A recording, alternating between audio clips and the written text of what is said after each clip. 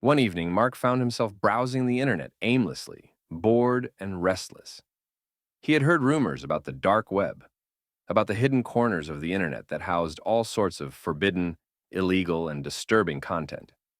Just for curiosity's sake, he decided to venture into it. He followed a guide he found on a shady forum and downloaded a special browser. His hands trembled slightly as he entered the hidden web address, his screen flickering as the page loaded. The first thing that struck him was how plain and uninviting everything looked. No bright graphics, no friendly interface, just links and cryptic messages.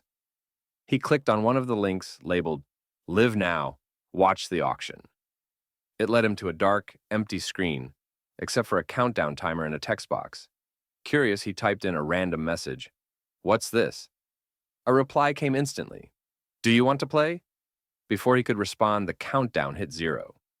The screen flickered again and a live video feed appeared. It was a dimly lit room with a chair in the center. A figure shrouded in shadow sat in the chair, staring at the camera. His heart raced.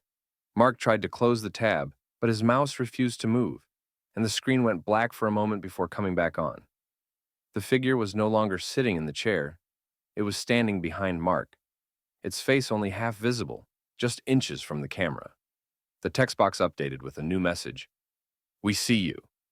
Panic surged through him as he tried to disconnect, but it was as if the entire system had locked him in.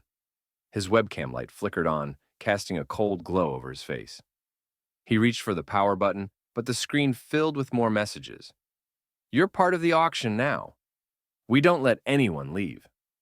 Suddenly, the figure in the dark room spoke. Its voice was distorted, chilling. "You're already being watched. It's too late to leave." The countdown timer appeared again, this time for something far worse than just a simple auction. Mark slammed the power button down, but the dark web had already found him.